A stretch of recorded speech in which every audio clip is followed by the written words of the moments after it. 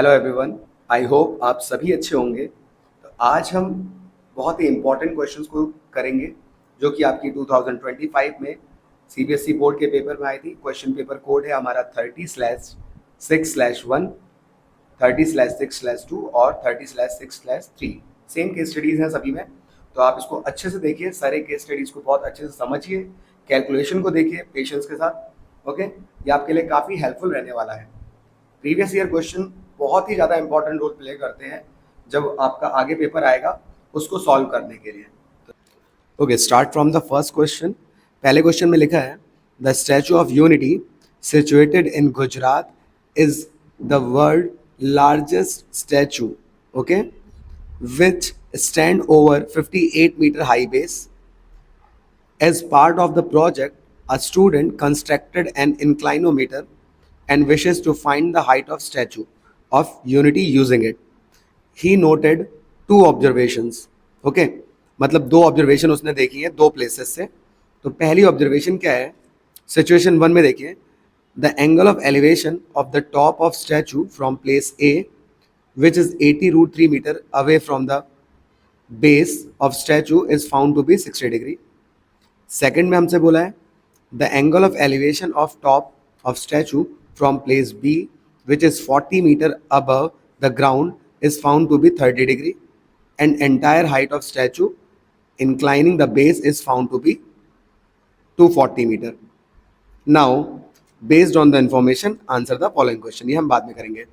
तो हमें यहाँ पर क्वेश्चन को अगर हम सिंपली देखें तो क्या लिखा था, हमें पता है कि जो स्टैचू ऑफ यूनिटी है वो गुजरात में है और वर्ल्ड का सबसे बड़ा स्टैचू है जिसका जो बेस है वो 58 मीटर हाई है. मतलब जिस बेस पर वो रखा गया है, जो ये नीचे आप बेस देख सकते हैं, ये बेस आपको 58 मीटर हाई बता रखा है.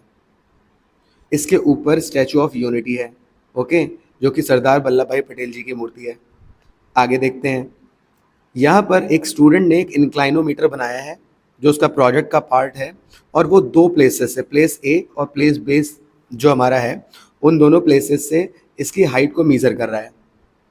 तो पहली सिचुएशन दे रखी है हमें प्लेस ए से. प्लेस ए कहाँ पे है? प्लेस ए इस बेस से, जो बेस जिस पे है उससे 80√3 मीटर दूर है और जो एंगल ऑफ एलिवेशन बन रहा है टॉप पर वो बन रहा है 60 डिग्री का.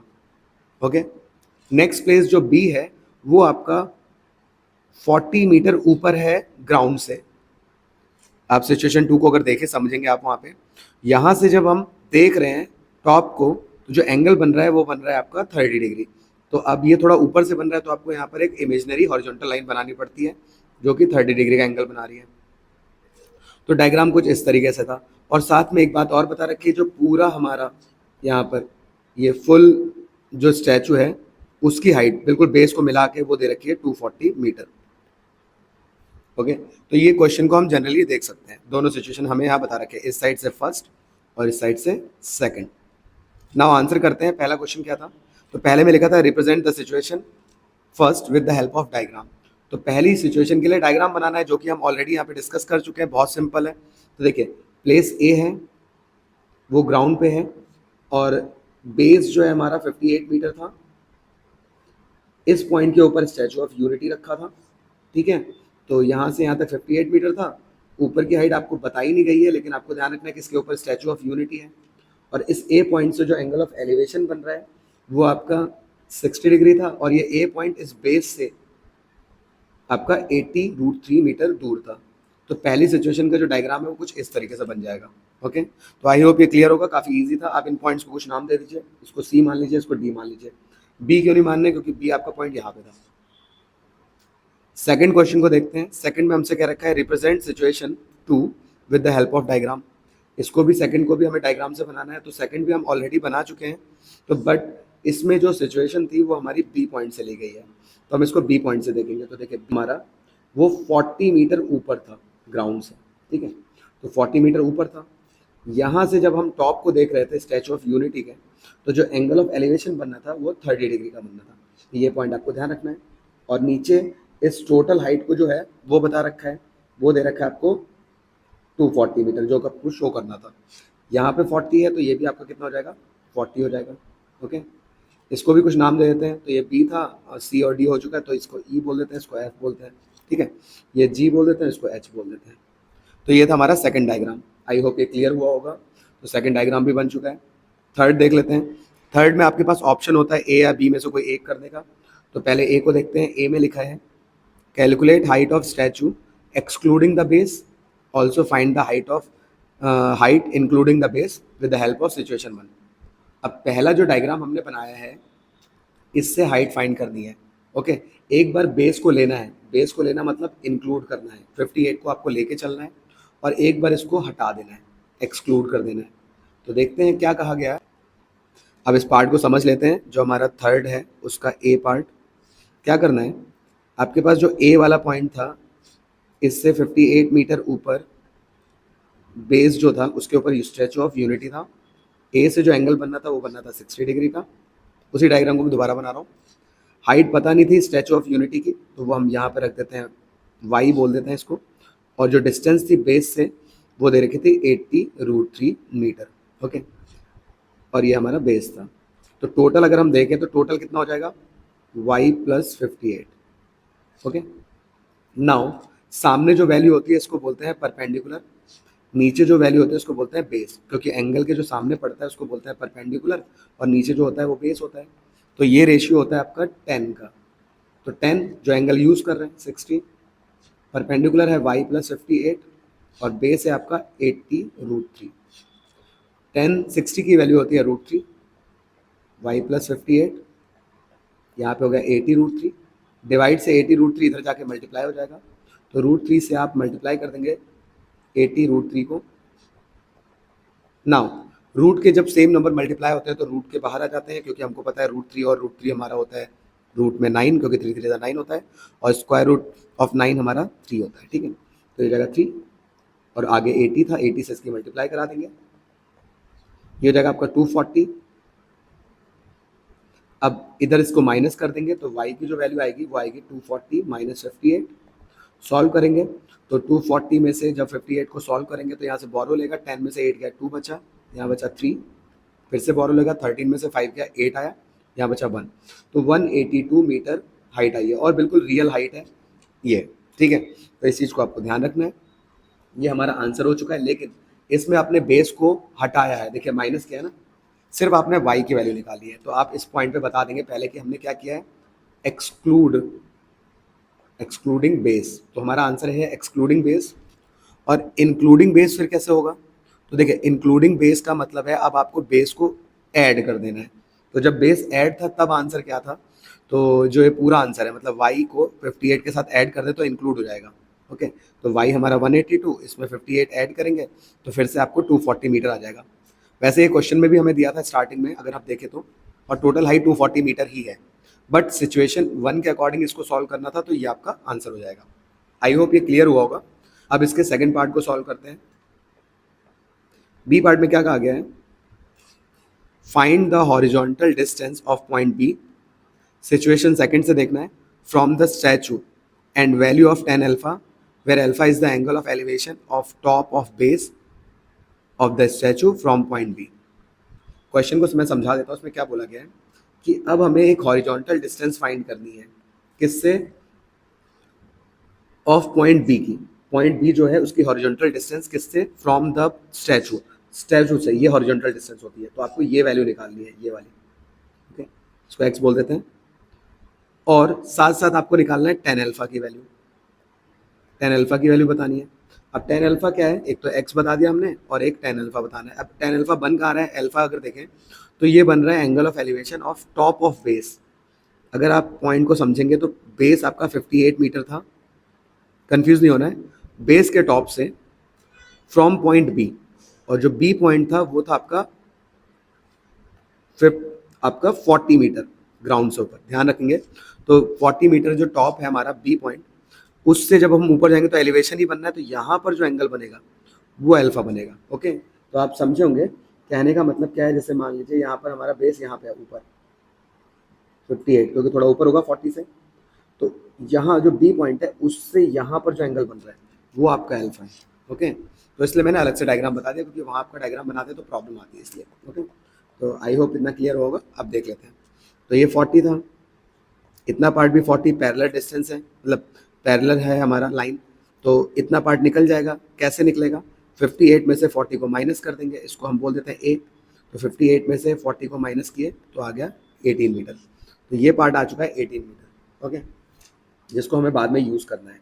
तो ये आ चुका है 18 मीटर, यहाँ पे अल्फा है। अब ये डिस्टेंस और निकल जाए जिसको हमने एक्स बोला था क्वेश्चन में, क्योंकि ये भी निकालना है, horizontal distance between point B और जो स्टैचू है उसके बीच में। एक्स कैसे निकलेगा? तो एक्स के लिए आपको क्या करना पड़ेगा, इस वाले ट्राइंगल में वैल्यू निकालनी पड़ेगी। अब इसकी वैल्यू कैसे निकलेगी? तो इसको भी मैं अलग से बना देता हूँ, ध्यान से समझिएगा। बी पॉइंट था, यहाँ पर आपका ई पॉइंट हमने माना था और ऊपर वाले को हमने एफ माना था, ओके। नाउ नीचे जो हाइट है वो 40 मीटर थी, इधर भी 40 मीटर, क्योंकि पैरेलल डिस्टेंसेस थी, तो यहाँ पर ये 40 मीटर हो गया। अब ये पूरा कितना था स्टैचू? वो था 240 मीटर का, बेस को इंक्लूड करके। ये आपका 40 है, तो यहाँ पर ये वैल्यू कितनी आ जाएगी?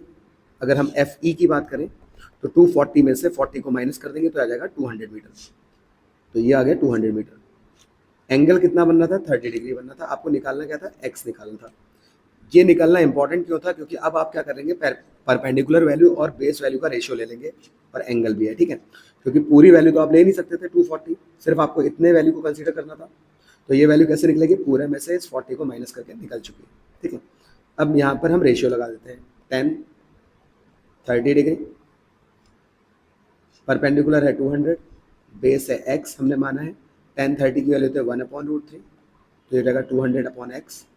क्रॉस मल्टीप्लाई करेंगे तो x 1 से मल्टीप्लाई हुआ और √3 हमारा 200 के पास आ गया। तो ये वैल्यू आ गई हमारी हॉरिजॉन्टल डिस्टेंस, जो हमको पहला पॉइंट में पूछी गई थी। सेकंड अल्फा निकालना है, तो देखिए अब अल्फा भी निकल जाएगा क्योंकि x की वैल्यू आ चुकी है 200√3, ओके। तो इतने सारे डायग्राम जो आपको बनाए जा रहे हैं आपके लिए, वो आपको सिर्फ समझाने के लिए बनाए जा रहे हैं, बट आपको ये बनाने चाहिए। जितना आप डायग्राम बनाएंगे आपका उतना ही क्लियर होगा। एक ही डायग्राम में अगर आप सब चीज़ों को ढूंढेंगे ना तो बहुत ज़्यादा हौच पौच हो जाएगा और ये आपको बहुत ज़्यादा प्रॉब्लम दे सकता है, अगर या फिर आपका कॉन्सेप्ट बहुत ज़्यादा क्लियर होना चाहिए। तो हम खुद इसको बार बार बनाते हैं, तो इसको आपकी भी आदत होनी चाहिए कि आप इसको बार बार बनाएं, जिससे आपका पॉइंट क्लियर रहे, ठीक है, आपको क्या फाइंड करना है। तो आई होप मेरी सारी बातें आपको समझ में आ होंगी। तो यहाँ पर हम एम निकालते हैं अल्फ़ा। तो देखिए 10 अल्फ़ा निकालना था, तो 10 अल्फ़ा मतलब सामने जो वैल्यू है 80 अपॉन बेस जो आ गया है 200√3, कैंसिल हो रहा है 2 9 सा और ये 200 सा। तो फाइनली हमारे पास जो आंसर आया है वो आया है 9/100√3 मीटर, ओके। तो ये हमारा आंसर आ चुका है। अब क्योंकि हमें पता है कि अगर नीचे रूट का नंबर हो तो हम इसको रेशलाइज कर देते हैं, ओके। तो रेशलाइज कैसे करते हैं वो देखें। तो जो हमारा 9/100√3 आया है, जो नंबर नीचे लिखा होता है उसके ऊपर और नीचे मल्टीप्लाई करा देते हैं अगर सिंगल नंबर है तो, ठीक है। और जब किसी साइन के साथ आता है तो साइन चेंज हो जाता है। ये सभी बातें हमें पता है। तो इसकी इससे मल्टीप्लाई कराएंगे तो ये जाएगा 900√3, नीचे 100 के 100 से कराएंगे तो ये जाएगा आपका 10,000, और √3 की √3 से कराएंगे तो ये जाएगा 3। 2 0 से 2 0 कैंसिल, 3 से कट गया ये, तो आ गया 3√3, और अपॉन में जो हमारा बचा है वो बचा है 100 मीटर। तो फाइनली हमारे पास आंसर आ चुका है 3√3/100, ओके। बाकी आप पहले वाले आंसर को भी लिख सकते थे क्योंकि कहीं पे बोला नहीं गया था रेशलाइज करने के लिए। तो ये हमारा आंसर आ चुका है यहाँ पे, जो आप इस आंसर को यहाँ भी छोड़ सकते थे जो हमारा आया था 18 वाला। तो ये था आंसर फर्स्ट केस स्टडी का। आई होप सभी पॉइंट्स क्लियर हुए होंगे। इसको अच्छे से देख लीजिए और अप्लाई कीजिए खुद से करके, ओके। नेक्स्ट क्वेश्चन पे आते हैं, जो नेक्स्ट केस स्टडी थी उसको देख लेते हैं। देखिए अगर अभी तक आपने चैनल को सब्सक्राइब नहीं किया है तो प्लीज़ हमें सब्सक्राइब कीजिए, आगे भी आपको बहुत ही इंपॉर्टेंट क्वेश्चन मिलने वाले हैं। क्वेश्चन नंबर 37 पे आते हैं। Anurag purchase a farm house which is in the form of semi circle of diameter 70 meter. He divides it into 3 parts by taking point P on the semicircle in such a way that angle PAB equal to 30 degree, shown in following figure, where O is the center of semicircle. Part 1, he planted sapling of mango tree. In part 2, he grew tomatoes. And 3, he grew oranges. Based on the information, answer the following questions. What is the measure of angle POA?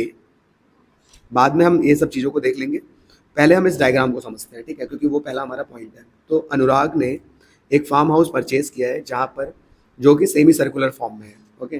जैसा कि आप यहाँ पे इस question में देख सकते हैं कि ये आपका एक सेमी सर्कल है, ओके, जिसका जो डायमीटर है, डायमीटर हमारा पता है ये कितना दे रखा है आपको, 70 मीटर दे रखा है। डिवाइड कर रहा है 3 पार्ट्स को, okay, by taking point P. अब पी पॉइंट पर आपका जो ए से ज्वाइन कर दिया और इसको बी से ज्वाइन कर दिया। ये पार्ट आपका फर्स्ट पार्ट है जहाँ पर हमारा मैंगो के ट्रीज लगा रखे हैं, सैपलिंग मतलब छोटे छोटे पौधे लगा रखे हैं। सेकंड पार्ट में टोमेटो लगा रखे हैं और थर्ड पार्ट में उसने ऑरेंजेस उगा रखे हैं। अब इसके बेस पर आपको आंसर करना है, साथ में हमें एंगल दे रखा है P A B. P A B मतलब ये वाला एंगल, ये दे रखा है 30 डिग्री। ओ दे रखा है सेंटर। सारे पॉइंट्स को यहाँ पे क्लियर कर लेते हैं। तो पूरा ये आपका जो ए बी है, जो कि डायमीटर है 70 है। आपको रेडियस पूछा जाए ए ओ, तो ए ओ हाफ होता है डायमीटर का, तो ये हो जाएगा 35, ओके। तो ये 35 हो गया और एंगल हमारे पास 30 है ही। इस डायग्राम को मैं दोबारा बनाता हूँ, देखिएगा।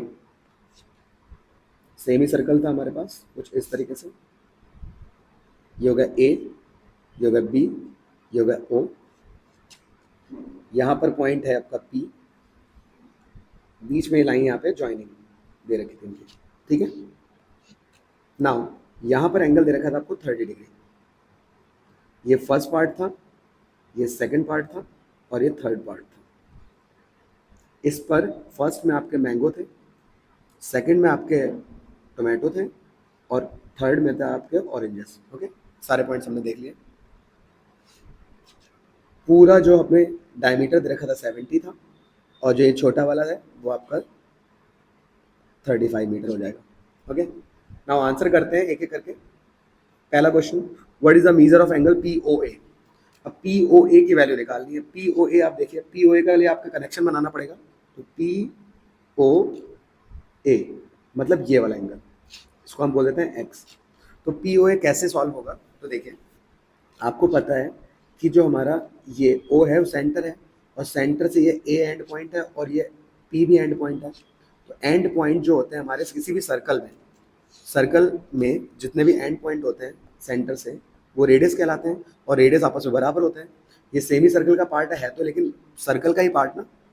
तो आप देखिए यहाँ पर ये आपका रेडियस की तरह काम करेगा। तो ओ ए जो है वो बराबर होगा ओ पी के, क्योंकि ये क्या है, रेडियाई ऑफ सेम सर्कल, एक ही सर्कल के रेडियस है और एक ही सर्कल के रेडियस है, तो मतलब ये बराबर होंगे।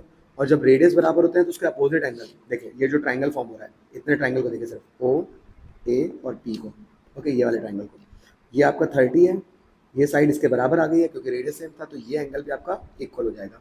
आइसोस्केलेस ट्रायंगल में होता है ना, जब दो साइड बराबर होती है तो उसके अपोजिट एंगल बराबर होते हैं। अपोजिट कौन से, ये वाले ए और पी वाले।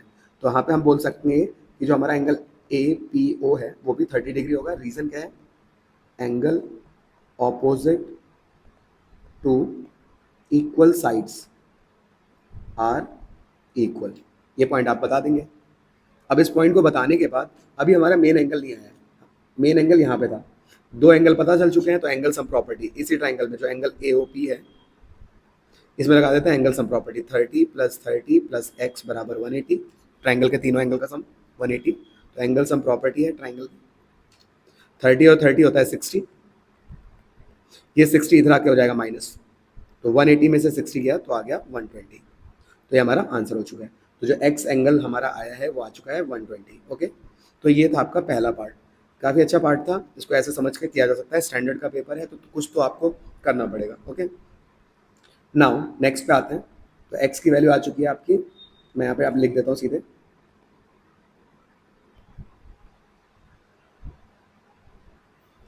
Next, find the length of wire needed to fence the entire piece of land. अब जो पूरी लैंड है, मतलब जो ये सेमी सर्कुलर पार्ट और नीचे भी पार्ट है, इसको फेंस करने के लिए, मतलब इसके बाहर वायरिंग करने के लिए, बचाने के लिए, तो आप क्या करेंगे, वायरिंग करेंगे ना, तो उसकी लेंथ बतानी है। अब हमें पता है ये पार्ट तो डायमीटर है, ये वाला, तो ये सीधे 70 ऐड हो जाएगा, तो डायमीटर तो डायरेक्टली ले लेंगे क्योंकि लाइन है, लाइन डायरेक्टली ली जाती है। लेकिन जब हम इधर जाएंगे बाहर तो हमें मिलेगा सेमी सर्कल और उसका पेरीमीटर। तो हमें पता है कि जब भी हम लेंथ कवर करते हैं तो हम यहाँ पर इसका पेरीमीटर लेते हैं। तो पेरीमीटर ऑफ सेमी सर्कल हमें यूज करना है। तो पेरीमीटर ऑफ सेमी सर्कल, तो पेरीमीटर ऑफ सेमी सर्कल क्या होता है? सर्कल का पेरीमीटर होता है 2πr, सेमी सर्कल को हम 2 से डिवाइड कर देते हैं तो ये होता है πr, तो हम उसको यूज करेंगे। ठीक है, तो d प्लस πr, या कई बार आपको मिलेगा πr प्लस d। ओके, तो आप समझ गए होंगे हमें ये फॉर्मूला कहाँ से आता है। तो कभी भी कोई एक टुकड़ा मिले या ब्रेक मिले ऐसा जिसमें आपको ये d इंक्लूड होगा, तो आप हमेशा ये फॉर्मूला लगाएंगे। जैसे आपका प्रोटेक्टर का क्वेश्चन आ जाता है तो उसमें आपको ये लगाना है अगर लेंथ निकालने के लिए आती है तो। बस इसको सॉल्व कर देते हैं। पाई की वैल्यू 22.7, रेडियस आपका 35 है और डायमीटर 70 था। 7 से 35 कट जाएगा 5 टाइम्स, 22 को 5 से मल्टीप्लाई करेंगे 110 प्लस 70, ये आ चुका है आपका 180। ओके, तो ये था आपका आंसर। आई होप ये क्लियर हुआ होगा, इस तरीके से इसका आंसर करना था। तो 180 आपका मीटर आंसर आ चुका है। नेक्स्ट आगे बढ़ते हैं। तो थर्ड में आपको ए पार्ट को देखते हैं। ए पार्ट में हमसे बोला find the area of region in which sapling of mango tree are planted. अब मैंगो ट्री की जो सैपलिंग है जो लगाई गई है कहाँ पे? पार्ट ए में। तो इसका एरिया निकालना है। अब इसका एरिया निकालना है तो पहले समझिए एरिया है कैसा। तो देखिए यहाँ पर जो ये सर्कल के अंदर ये लाइन है इसको कॉर्ड बोलते हैं, और जो ये बाहर से आपका आर्क आ रहा है ये आर्क है। तो आर्क और कॉर्ड से जो बाउंडेड रीजन होता है उसको क्या बोला जाता है? आप सभी को पता होगा, इसको बोलते हैं सेगमेंट। सेगमेंट का आपको एरिया निकालना है। सेगमेंट का एरिया निकालने के लिए आपने जब चैप्टर पढ़ा है तो उसमें क्या होता है, जैसे एक मैं सेगमेंट बना के दिखा देता हूँ। ये आपका सेंटर हो गया, ये रेडियस हो गए, इस यहाँ पे बनता है थीटा जो एंगल होता है, इसको बोलते थे सेक्टर। ओके, 2 रेडियस और एक आर्क से बाउंडेड रीजन सेक्टर कहलाता है। अगर मैं इन पॉइंट को जोड़ दूं कॉर्ड को, तो यहाँ पर जो पॉइंट होता था ये आपका होता था सेगमेंट। अब इस सेगमेंट का एरिया कैसे निकलेगा? तो पहले आपको कवर करना पड़ेगा ये पूरा पार्ट, मतलब सेक्टर कवर करना पड़ेगा। उस सेक्टर में से माइनस करना पड़ेगा आपको इस ट्राइंगल को। तो ट्राइंगल के एरिया को माइनस करना होता था, तो सेक्टर में से ट्राइंगल को माइनस करते थे और आपका सेगमेंट का एरिया आ जाता था। ओके, तो यहाँ पर भी आपको यही आइडिया के अकॉर्डिंग चलना है। तो ये साथ साथ मैं थ्योरी इसलिए बता रहा हूँ क्योंकि आपको पता चले कि हो क्या रहा है। ठीक है, जिससे आप आगे डेवलप कर पाएँ अपने लॉजिक्स को कि आगे हमें क्वेश्चन कैसे करने हैं। तो देखिए मैं इसको सॉल्व कर देता हूँ। तो आई होप ये चीज़ें क्लियर हुई होंगी। तो देखिए अब जो पार्ट हमें लेना है हमें सिर्फ उसमें पार्ट को बात करेंगे। तो ओ पी डायग्राम थोड़ा ऊपर नीचे बन सकता है, और यहाँ पे आपका है ये जहाँ पे आपका मैंगो का सैपलिंग था। ओके, रेडियस जो है ये आपका 35 है, ये पार्ट भी 35 होगा क्योंकि रेडियस सारे बराबर होते हैं। यहाँ पर एंगल नहीं पता क्योंकि आपको सेक्टर एंगल की जरूरत पड़ती है। अब एंगल निकालना बहुत आसान है। यहाँ पे इस लाइन पे देखिए ऊपर क्वेश्चन में यहाँ पे एक लाइन जो है, यहाँ पर जो एंगल है वो ये वाला है। अब ये एंगल कैसे निकलेगा? ये आपका एक लाइन है जो AOB है, एक लाइन है, बीच में एंगल था हमारा यहाँ पे x, ये वाला पार्ट निकालना है, इसको y बोल देते हैं। ठीक है, ये y बोल दो या थीटा बोल दो। तो ये एंगल कैसे निकलेगा? आपको पता है ये लीनियर पेयर को फॉर्म कर रहा है। लीनियर पेयर पे जो एंगल होता है उनका सम होता है 180। x की वैल्यू हम पहले निकाल चुके हैं 120। तो यहाँ पर अगर हम लीनियर पेयर को लगाएं तो ये 120 इधर जाके हो जाएगा माइनस का, और ये आ जाएगा 60 डिग्री। तो y की वैल्यू आ जाएगी 60 डिग्री। ओके, सो इस लीनियर पेयर के थ्रू हम यहाँ पे एंगल आराम से निकाल सकते हैं, और ये चीज़ आप डायरेक्टली कर सकते हैं। बस ये समझाना था तो मैंने समझा दिया। ओके, तो एंगल भी आ चुका है, बस अब आप इसको सॉल्व करेंगे। अब एक पॉइंट और मैं आपको बता देता हूँ, ये ट्राइंगल कैसा है वो भी देख लेते हैं क्योंकि हमें ट्राइंगल का एरिया भी चाहिए। अब 1/2 बेस इंटू हाइट तो नहीं लगाएंगे क्योंकि राइट एंगल ट्राइंगल नहीं है।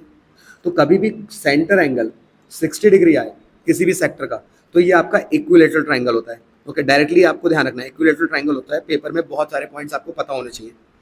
अब इक्विलेटरल ट्राइंगल कैसा है? इक्विलेटरल ट्राइंगल का मतलब है सारी साइड्स बराबर। कैसे हुई? देखिए सारे एंगल बराबर, तो ये एंगल आपका 60 है, 2 साइड जब बराबर होती है तो आपका ये वाला ट्राइंगल हो गया आइसोस्केलेस ट्राइंगल।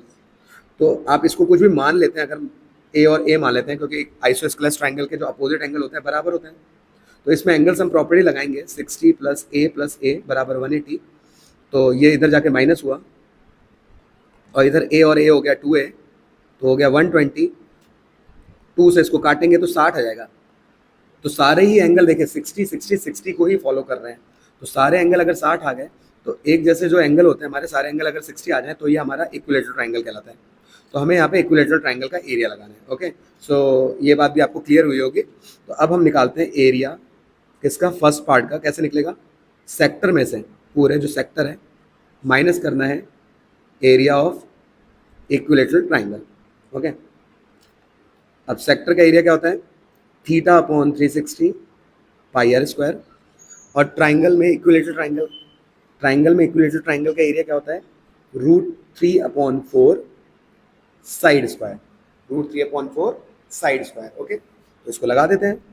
थीटा की वैल्यू 60 जो कि हमने वाई माना है तो थीटा यही यूज करेंगे। पाई की वैल्यू 22/7, आर हमें दे रखा है 35, √3/4। और साइड अगर देखें तो साइड भी हमारे पास कितनी है, 35 ही हो गया क्योंकि ट्राइंगल की साइड वही है। ये हो जाएगा 35 × 35। ओके, इतनी बातें क्लियर हुई होंगी। बस ये हमारा सारा कैलकुलेशन का काम है, वही हम करने जा रहे हैं। तो मैं इस पार्ट को यहाँ पे आप रब कर देता हूँ, यहीं पे मैं सारी कैलकुलेशन दिखा दूंगा। 0 से 0 कैंसिल, 6 से 36 6 टाइम्स कैंसिल हो गया। बाकी 7 से 35 कट जाएगा, बट नहीं कट कर रहा हूँ मैं क्योंकि 35 और 35 दोनों के पास है तो कॉमन ले लेते हैं। कॉमन लेने से थोड़ा सा कैलकुलेशन ईजी पड़ती है। सो यहाँ पर हम कॉमन ले लेते हैं। हमारा कॉमन क्या है, 35 × 35, ब्रैकेट के अंदर बचा 22/6 × 7 माइनस इधर बचा आपका √3/4 क्योंकि हमने इन दोनों को बाहर ले लिया था। ठीक है, सॉल्व करते हैं। तो 35 × 35 होता है हमारा 1225। आप इसको जब सॉल्व करेंगे तो आपको मिल जाएगा। ठीक है, 5 5 25, यहाँ पे 3 5 15, तो हो जाएगा आपका 1225। यहाँ 2 से कट करते हैं, 2 3 और 2 11, ऊपर आया 11, नीचे आया 21 माइनस √3/4। ओके, सो फाइनली ये हमारे पास आ गई वैल्यू। अब इसको थोड़ा और सिंप्लीफाई करना पड़ेगा सॉल्व करने के लिए, तो थोड़ा और सिंप्लीफाई करते हैं। 1225, 21 और 4 का जो एलसीएम होता है उसको हमें यहाँ पे लेना पड़ेगा। तो 21 और 4 का एलसीएम होता है हमारा 84, जो दोनों के टेबल में आता है। तो आपको यहाँ पे 4 से करानी पड़ेगी, ऊपर ही 4 से, इधर 21 से तो इधर भी 21 से। तो ये जाएगा 11 4 44 माइनस 21 √3 और नीचे आ चुका है 21 4 84। ओके, सो फाइनली ये हमारे पास आंसर आ चुका है। इतना आंसर हमारा हो जाएगा मीटर स्क्वायर। ओके, अब ये तो आंसर आ चुका है, लेकिन कई बार क्या होता है, क्वेश्चन में √3 की वैल्यू दे देते हैं जो कि आपकी होती है 1.73, 2 तक भी होती है, 1.73 भी मिलेगी और 1.7 तक भी मिलेगी। तो कोई भी वैल्यू वो देके आपको कह सकते हैं सॉल्व करने के लिए। ज़्यादातर केसेस में √3 की वैल्यू आपको देता है 1.73। तो इसको वैल्यू को रख देते हैं और एक आंसर और निकाल देते हैं। ठीक है, अगर कभी √3 आ जाता है तो कैसे सॉल्व करना है, बाकी कैलकुलेशन पे है क्योंकि इसके आगे सिर्फ कैलकुलेशन ही है जो आपकी स्ट्रांग होनी चाहिए। तो 1225 44 माइनस 21 × 1.73 अपॉन में 84 मैंने लिखा था। अब 21 की 1.73 से मल्टीप्लाई कराते हैं, ये हो जाएगा 7,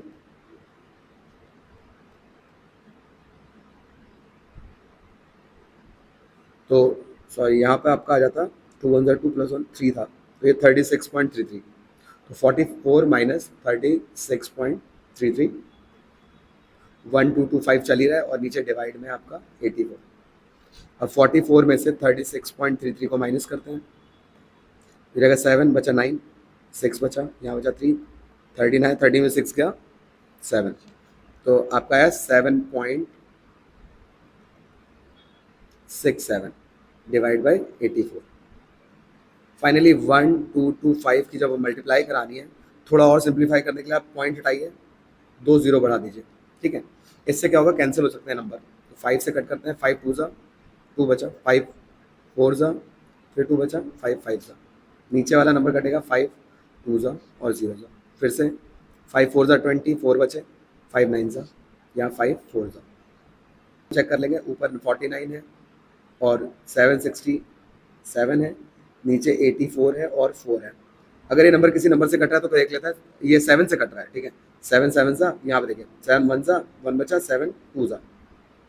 ओके, बाकी इसके बाद यहाँ पे नंबर नहीं कैंसिल हो रहा है, बट हमें एक नंबर जो है थोड़े छोटे मिल गए हैं जिससे हम इसको सॉल्व कर पाएंगे। तो 7 की 7 से कराई 49, 7 6 42 + 4 46, कैरी लिया था ना 4, 7 7 सा 49 प्लस 4 53 और अपॉन में 12 4 सा 48 मीटर स्क्वायर। ये हमारा आंसर आ चुका है। पॉइंट में निकालेंगे तो पॉइंट में भी देख लेते हैं, सारे आंसर अब देख लेते हैं जब देखने गए हैं तो 48 1 सा 48 बोरो लिया, ये आ गया आपका 5, आगे नंबर बढ़ाएंगे फिर से 48 1 सा 48, यहाँ पे आ गया 16 में से 8 गया 8, देन अगेन 9, 48 2 सा बड़ा हो जाएगा फिर से 1 टाइम्स ही जाएगा, यहाँ बचा 1 और यहाँ 4, अब 0 बढ़ाया पॉइंट लगाया तो 48 लगभग ये 8 टाइम्स जाएगा 64 384 सही है। तो लगभग ये 8 टाइम्स गया, यहाँ पे सॉल्व करेंगे तो 10 में से 4 गया, यहाँ पे 6 आया, यहाँ 0 26 आएगा, फिर 0 बढ़ाएंगे। अब ये 260 अगर देखें तो 48 की टेबल में ये लगभग 4 टाइम्स चेक करते हैं, 4 32 192 ओके, एक टाइम और चला जाएगा 5 8 40 24, तो लगभग ये आ गया आपका 111.85 मीटर स्क्वायर। तो फाइनली हमारा आंसर आ चुका है और ये था आपका आंसर। अगर आप पेपर में आता है √3 की वैल्यू तो आपको यहाँ तक सॉल्व करना पड़ेगा, मतलब √3 आपको दिखाना पड़ेगा ओके, और फिर वहाँ पे कैलकुलेट करना पड़ेगा। बाकी नहीं आता है तो आप वहाँ तक कर दीजिए जो ऊपर हमने सॉल्व किया था। नेक्स्ट पार्ट को देखते हैं। नेक्स्ट पार्ट में हमसे कह रखा है find the length of wire needed to fence the region 3।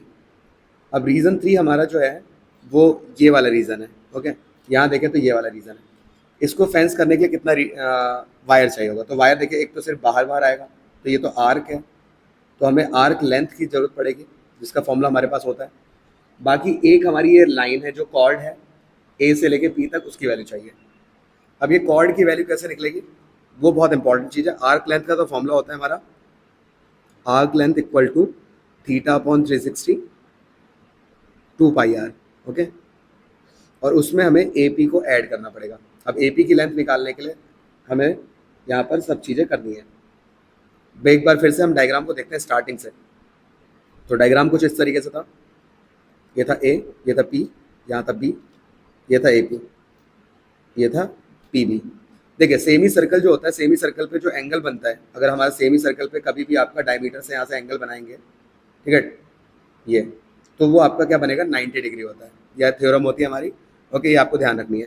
तो जो यहाँ पर एंगल बनता है वो 90 डिग्री होता है, 90 डिग्री मतलब राइट एंगल ट्राइंगल। तो राइट एंगल ट्राइंगल पी यहाँ पे दिखाया तो मैंने इसको सीधा करके इधर बना दिया ओके। ए को आप किसी भी साइड दिखा दीजिए, वो आपके ऊपर है अब, लेकिन पी आपका राइट एंगल पे होना चाहिए। अब पी बी की वैल्यू हमारे क्वेश्चन में थी 70, तो वो 70 हो गई है, इस वैल्यू को हम 70 बोल देंगे ओके। हमें निकालनी है ए पी की वैल्यू, तो ए पी आपका ये वाला है पार्ट।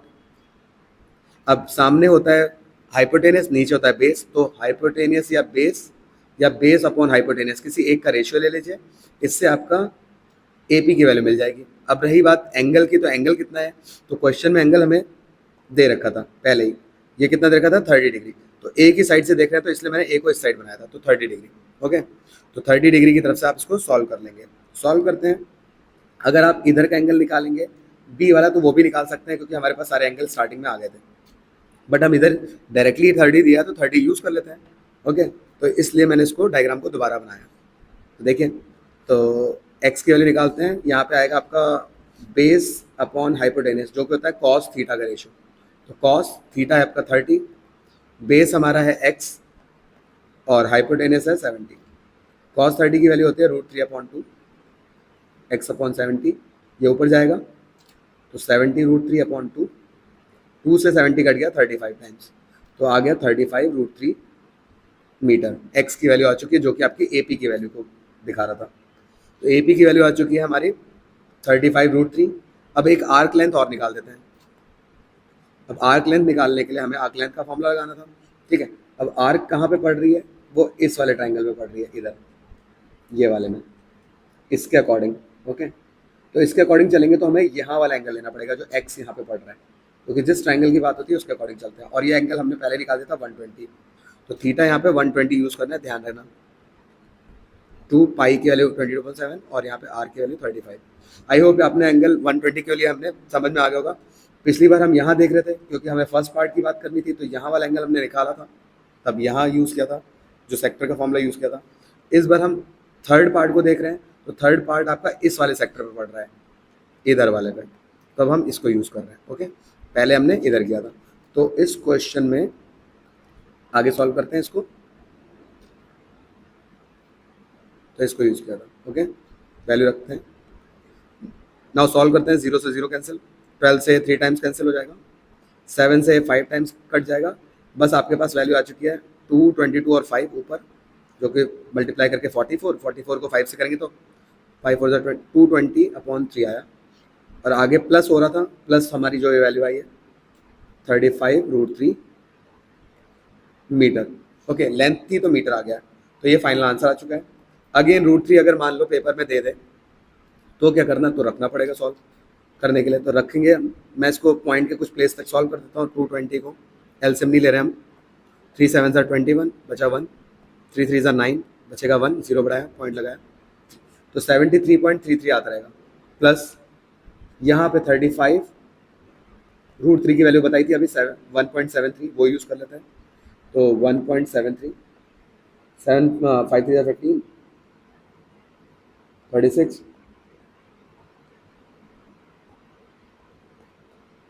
ये हो जाएगा हमारा 15, 10 और यहाँ पे आ गया आपका 6, तो हो गया हमारा 60.55। ऐड कर लेते हैं, हमारा आंसर आ जाएगा अप्रॉक्स में 5 + 3 8, 5 + 3 8, 3 + 0 3, 7 + 6 13, तो 133.8 अप्रॉक्स बोल देंगे हम। ये हमारा आंसर आ चुका है मीटर। ओके, सो ये थी हमारी second case study. I hope ये क्लियर होगी। देखिए काफ़ी सारी कैलकुलेशन हो जाती है कभी कभी, तो बहुत ही ज़्यादा ईजी समझ के ना चलें, अच्छे से इसको देख के जाइए। ओके, और बाकी इस पूरे वीडियो को बिल्कुल पेशेंस के साथ देखिए। जो भी कैलकुलेशन हो रही है मैं तो कर रहा हूँ, आप खुद से करिए, तब ये चीज़ें आपको समझ में आएंगी। ओके, ये था हमारा सेकंड केस स्टडी। आ जाते हैं लास्ट केस स्टडी पे। अब लास्ट केस स्टडी को देख लेते हैं। हमने 2 केस स्टडी सॉल्व कर दी हैं, जो कि एक हमारी थी application of trigonometry height and distance से, और सेकंड थी एरिया रिलेटेड टू सर्कल से। दोनों को हमने सॉल्व किया है। लास्ट हमारी जो है वो है एपी से, उसको भी देख लेते हैं। इससे पहले मैंने जो लास्ट चैप्टर कराया था वो एपी ही था। अगर आपने वो चैप्टर नहीं किया है एनसीईआरटी का, वो अपना अच्छे से कर लीजिए, वहाँ से आपको बहुत हेल्प मिलने वाली है। ठीक है, तो स्टार्ट करते हैं। इसमें लिखा है क्वेश्चन में, in order to organize annual sports day, a school prepared an 8-lane running track with an integrated football field inside the track area as shown below. The length of innermost lane of track is 400 meter and each subsequent lane is 7.6 meter longer than the preceding lane. Based on the information, answer the following questions using concept of AP. देखिए खुद ही बता दिया उन्होंने कि AP का concept लग रहा है। अब इस क्वेश्चन में क्या हो रहा है कि ऑर्गेनाइज कर रहे हैं एनुअल स्पोर्ट्स डे, जिसमें एक स्कूल क्या प्रिपेयर कर रहा है an eight lane running track with integrated football field inside the track. तो आप देखिए यहाँ पे बीच में एक फुटबॉल फील्ड है और इसके चारों तरफ यहाँ पर ऐसे करके 8 लेन का रनिंग ट्रैक दिखा रखा है। तो नंबर ऑफ लेन्स जो है हमारी कितनी है, 8 है। ये पॉइंट आपको ध्यान से लिख देना है। नेक्स्ट जो इंपॉर्टेंट पॉइंट है हम उसको साइड में निकाल लेंगे। तो एन की वैल्यू है वो ध्यान रखना है, नंबर ऑफ ट्रैक्स एन की वैल्यू होगी। अब लेंथ जो दे रखी है सबसे अंदर वाले ट्रैक की, तो जो सबसे अंदर वाला जो ट्रैक है उसकी जो लेंथ दे रखी है वो दे रखी है आपको 400। स्टार्टिंग हो रही है, मतलब स्टार्ट जो कर रहे हैं 400 से कर रहे हैं। अब नेक्स्ट सब सीक्वेंट मतलब होता है इसके बाद जो आएगा वो क्या है 7.6 metre longer than the preceding. तो 7.6 लॉन्गर है तो प्लस किससे, प्रीसीडिंग पहले वाले से। तो जो नेक्स्ट यहाँ पे मिलेगा वो पहले वाले से 7.6 मीटर लॉन्गर है। तो इसको ऐड करेंगे 400 में 7.6 को, तो ये हो जाएगा 400 7.6। नेक्स्ट वाले की अगर बात करी जाए तो फिर उसके बाद यही मिलेगा, क्योंकि 7.6 से बढ़ रहा है, ये बोल रखा है अपने प्रीसीडिंग वाले से। तो 407.6 में फिर से 7.6 ऐड किया तो ये आ जाएगा आपका 415.2 एंड सो ऑन, आगे भी आता रहेगा। बट हमें एपी फॉर्म करनी थी तो हमने कर दी है। ओके, आई होप ये क्लियर हुआ होगा। यहाँ से आप ए की वैल्यू बड़े आसानी से देख सकते हैं। जो पहली वैल्यू होती है उसको ए बोलते हैं। डी जिस नंबर से वो बढ़ रहा है या घट रहा है वो होता है, तो डी यहाँ पॉजिटिव है क्योंकि ऐड हो रहा है, तो डी की वैल्यू प्लस 7.6 है। वैसे डी निकालना आपको नॉर्मली पता ही है, इन दोनों को माइनस किया जाता है आगे वाली वैल्यू से पीछे वाली वैल्यू को। नाउ अब आंसर करते हैं, यहीं तक हमें दिया था। क्वेश्चन में कहा था what is the length of 6th lane. 6th लेन मतलब देखिए पहली लेन क्या है, जो पहली वाली लेन है वो ये है फर्स्ट, सेकंड ये होगी, थर्ड ये होगी, इसके बाद 4 आएगी, 5 आएगी, 6 आएगी। अब पहली वाली को हम बोलते थे A1 जो कि होता है ए, जो हमारे पास ऑलरेडी दिया है। A2 सेकंड होती थी, जो होती थी A+D। ऐसे ही A3 जो होता था वो होता था A+2D। एक कम हो जाता है, 2 से यहाँ पे 1 बन गया था। ओके, तो ये फॉर्मूले से ही आता था, बट हम डायरेक्ट लिखते थे। तो हमें निकालना था कौन सी लेन का, 6 लेन का, तो वो होगा हमारा A6। अब A6 कैसे ओपन होता है, A+5D। वैल्यू रखते हैं, A की वैल्यू 400, D हमारा है 7.6। सॉल्व करते हैं तो पॉइंट हटाया, 0 बढ़ाया, आप अपने हिसाब से सॉल्व कर सकते हैं। 5 2 ज़ा, 2 से 76 कट जाएगा, 3 ज़ा और 1 बचा, 2 8 ज़ा। तो 400 प्लस 38 ऐड किया तो 438 मीटर आ जाएगा 6 लेन का जो लेंथ है वो। ठीक है, नेक्स्ट क्वेश्चन में क्या रखा है, how long 8th lane than that of 4th lane. मतलब अगर आप 8th लेन की लंबाई निकालिए पहले, तो जिसको बोलेंगे 8th में यही हुआ, और एक 4th वाली के निकालें A4। तो दोनों में हमें बता रखा है कि जो 8th वाला है 4th से कितना बड़ा होगा। ठीक है, तो दोनों को माइनस कर देंगे, पता चल जाएगा। तो बस आपको वो दोनों को माइनस कर देना है। तो 8th लेन से 4th लेन को जो लंबाई है उसको माइनस करेंगे, तो A8 माइनस A4 डायरेक्टली निकालेंगे। ओके, अलग अलग निकाल के सॉल्व कर सकते हैं, बट डायरेक्टली करेंगे तब भी हो जाएगा बड़ी आसानी से। और ऐसे क्वेश्चन हमने करे हैं, एक्सरसाइज आप करिए, वहां से बहुत आइडिया मिल जाएगा। A8 ओपन होगा A+7D माइनस, एक बात हमेशा ध्यान रखिए, जो हमेशा मैं बोलता हूँ, जब भी बाहर माइनस और ये पार्ट ओपन होने वाला हो तो हमेशा ब्रैकेट लगाएं। ठीक है, तो ये खुलेगा A+3D। ओपन करते हैं, माइनस प्लस माइनस, फिर से माइनस और प्लस माइनस, प्लस का A और माइनस का A कट जाएगा, ये हमेशा होता है ऐसा। और 7 में से 3 को माइनस किया तो आ गया 4D। बस 4D को सॉल्व कर दीजिए, तो 4 इंटू D की वैल्यू 7.6, तो 6 4 था 24, पॉइंट लगा, 2 कैरी, 7 4 था 28 प्लस 2 30.4 मीटर का गैप आएगा। ओके, तो इतना आपका 8 लेन लंबी है 4th से। तो सेकंड आंसर भी हो चुका काफ़ी आसानी से। नेक्स्ट करते हैं, नाउ थर्ड का A पार्ट है। इसमें से ऑप्शन में आप देखेंगे पहला, while practising for a race a student took 1 round each in first 6 lane, find the total distance covered. यहाँ पे क्या क्या रखा है, एक स्टूडेंट जो है प्रैक्टिस कर रहा है अपनी रेस के लिए, तो वो क्या कर रहा है, जो स्टार्टिंग के 6 लेन है, ओके 3 ऐसे 4 5 और 6, इन सब का चक्कर लगा रहा है 1 बाई 1। अब हमें क्या बताना है कि टोटल लेंथ उसने कितनी कवर करी। टोटल जब वर्ड आपको दिखाई दे, ठीक है, तो यहाँ पर सम की बात आती है। सम मतलब होता है टोटल, तो हमें निकालना है SN। लेकिन यहाँ पे n आपको पूरा 8 नहीं लेना, जो कि क्वेश्चन में थे 8 लेन थी, लेकिन हमारा जो है यहाँ पर ये 6 लेन को कवर करवा रहा है। तो आपको यहाँ कंफ्यूज नहीं होना है, यहाँ 6 लेन की बात कर रहे हैं, तो S6 की वैल्यू निकालनी है। ए हमारा वही होगा जो था, तो S6 की वैल्यू निकाल देते हैं। तो देखिए पहला हमारा जो है वैल्यू उसको देख लेते हैं, तो ये हो जाएगा हमारा SN का formula n/2 2a plus n-1 into D. S6 equal to 6/2, A हमारा था 400, n हमारे पास था 6-1 और d की वैल्यू है 7.6। हो गया, ये हो जाएगा 3, 4 2 हो जाएगा 800। इन दोनों को सॉल्व करेंगे तो 5 इंटू 7.6।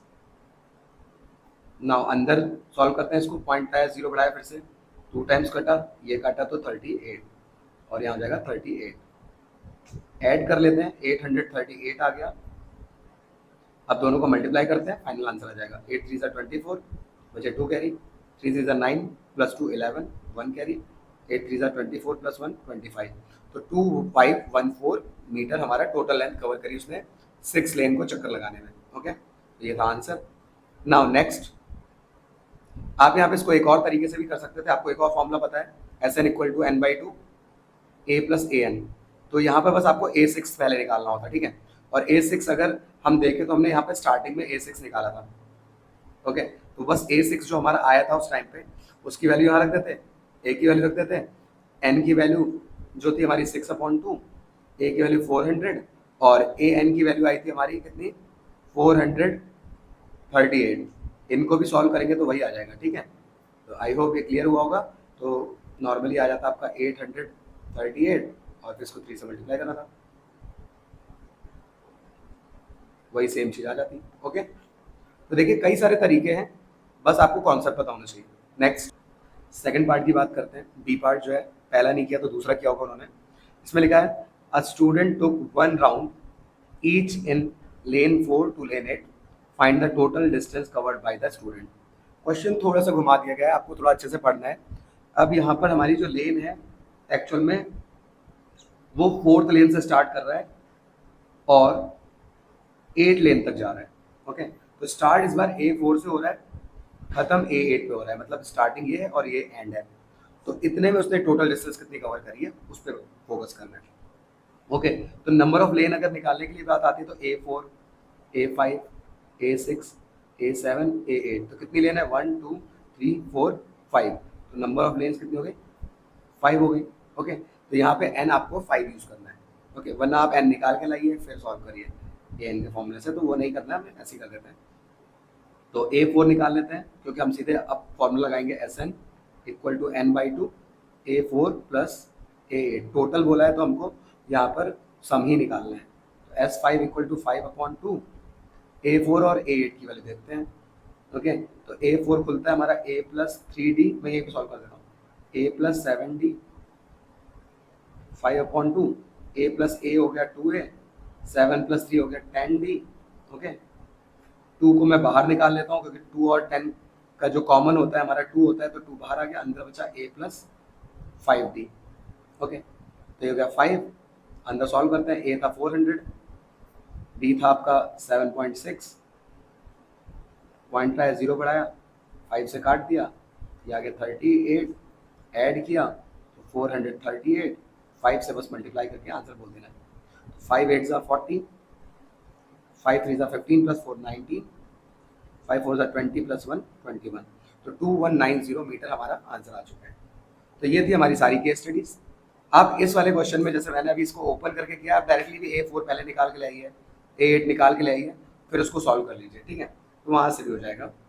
तो ये था हमारा केस स्टडीज, जो हमारा क्वेश्चन पेपर कोड था 30/6/1 2 and 3 का। उम्मीद है आपको ये सभी अच्छे से समझ में आई होंगी। एक बार इसको देखिए फिर खुद से लगाइए, कोई भी डाउट हो तो कमेंट्स में पूछिए। मिलते हैं नेक्स्ट वीडियो में बहुत ही इंपॉर्टेंट क्वेश्चंस के साथ।